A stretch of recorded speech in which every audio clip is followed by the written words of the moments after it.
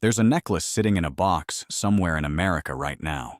It's strung with what looks like a handful of mismatched old coins and a few cloudy, dull-colored stones, the kind of thing you'd expect to find at a flea market table for $20. It was picked up on a trip decades ago, or inherited from a mother who never wore it much, and for years it sat in a drawer getting passed over for something with more sparkle. Not long ago, a necklace matching that exact description, antique coins, mixed uncut gemstones, strung in that same Bohemian style, sold for $7,500. That's not a typo, and it's not the exception you're imagining. It's one data point in a pattern that's playing out right now in basements and attics and storage units across the country.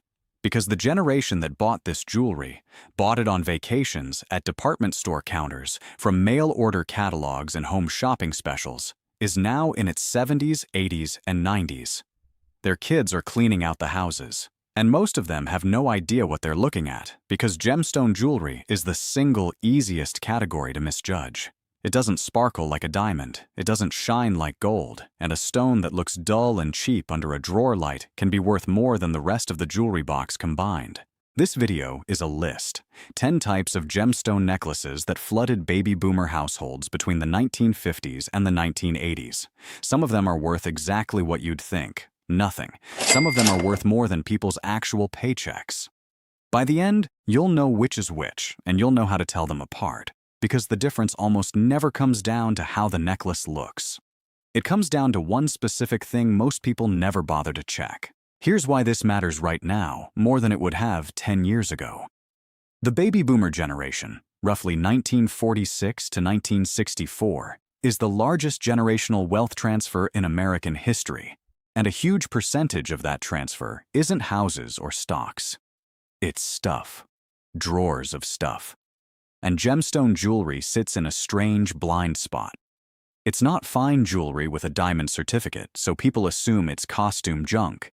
But it's also not actually costume jewelry because a real gemstone doesn't stop being valuable just because nobody remembers where it came from.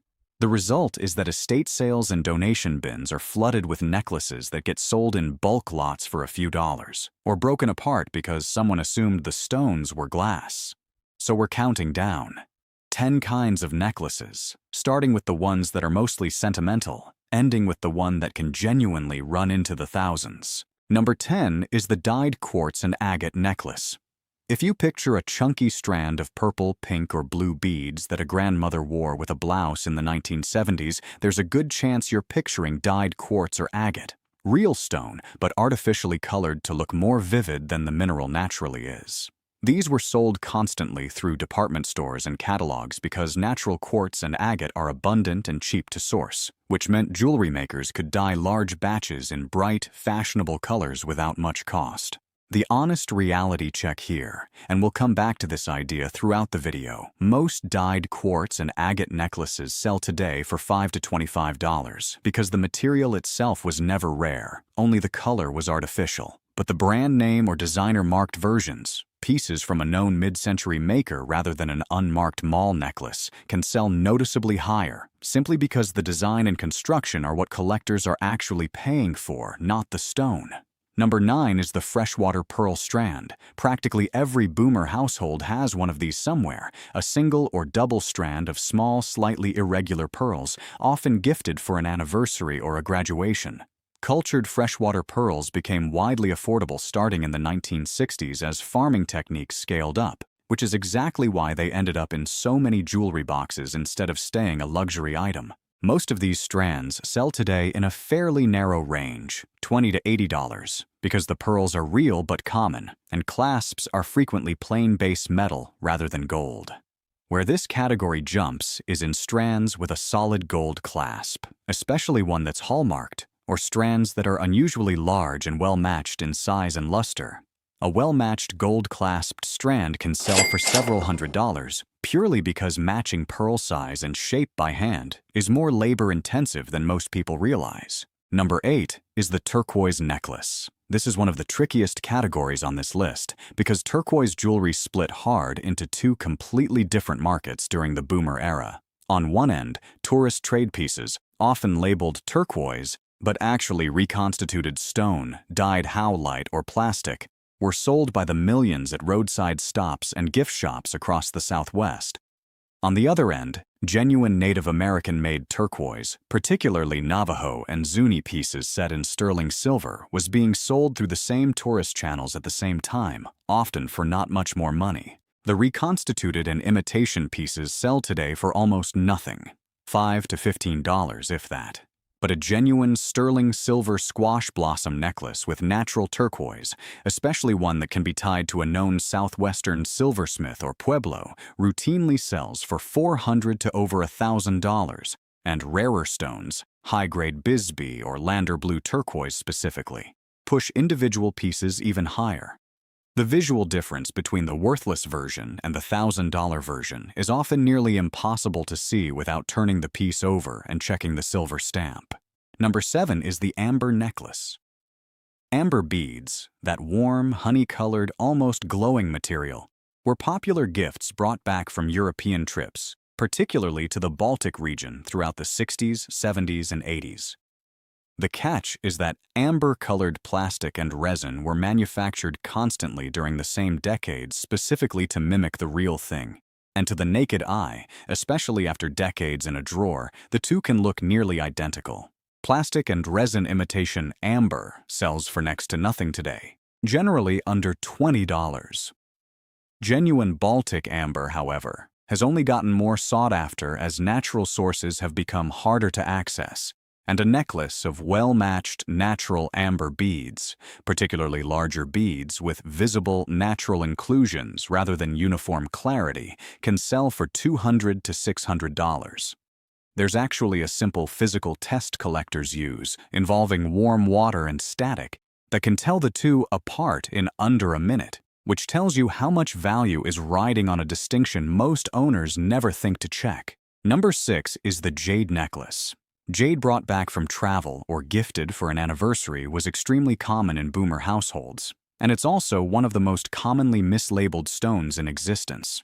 A huge amount of what was sold as jade throughout this era was actually dyed serpentine, aventurine, or other green minerals that resemble jade closely enough to fool a casual buyer, while genuine jadeite, the higher-grade variety, was mixed into the same markets at a similar price point. The imitation and lower-grade nephrite pieces sell today for a modest amount, generally under $50. Genuine jadeite, though, especially with strong, even translucent color, is a different conversation entirely.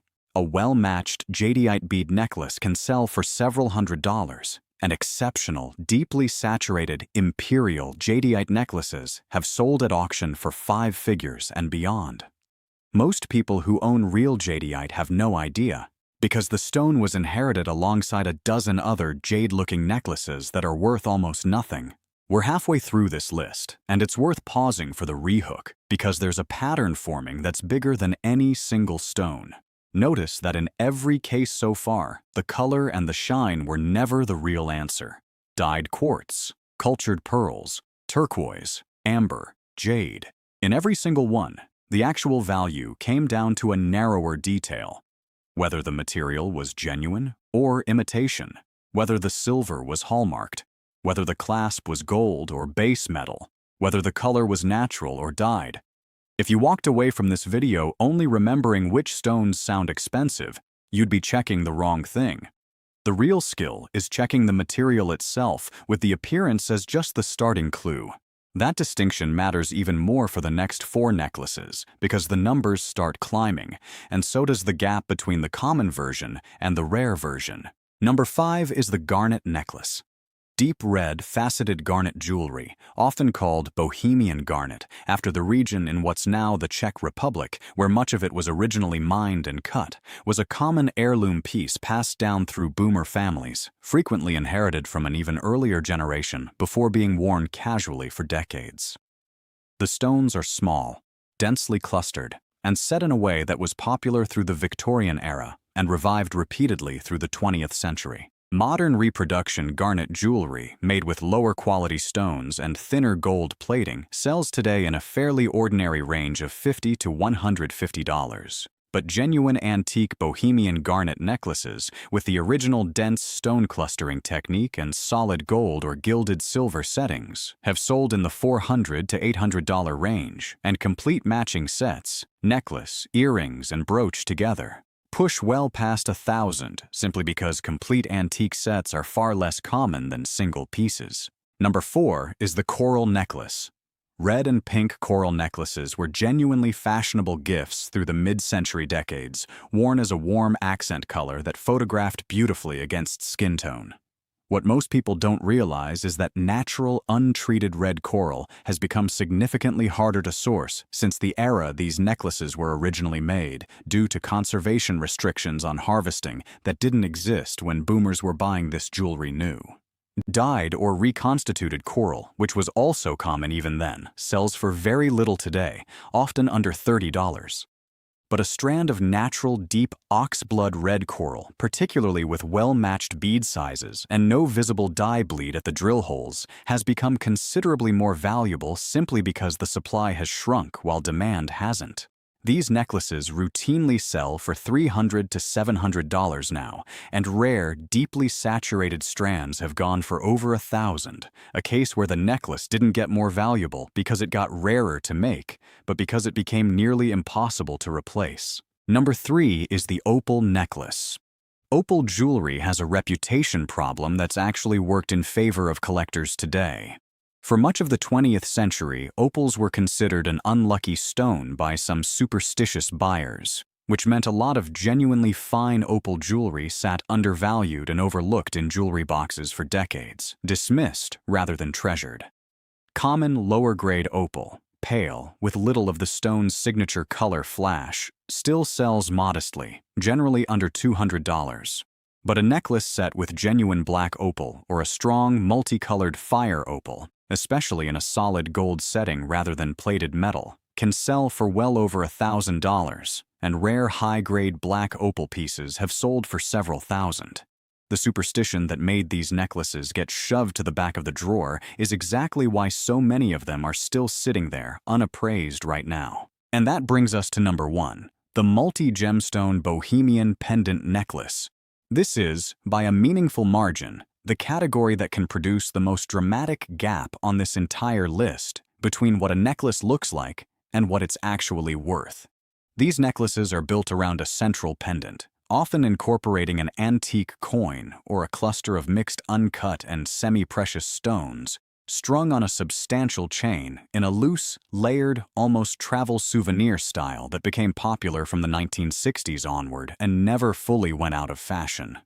To someone who doesn't know what they're looking at, they read as costume jewelry with a vaguely ethnic or hippie look.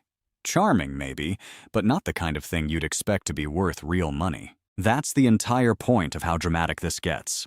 A genuine multi-gemstone necklace of this style, incorporating a real antique coin and a mix of natural stones rather than glass or paste, recently sold for $7,500, a necklace that, on a hanger at an estate sale, would sit indistinguishable from a $20 tourist piece to almost anyone walking past it. The gap between those two isn't about age or brand or even how the piece looks in a photo.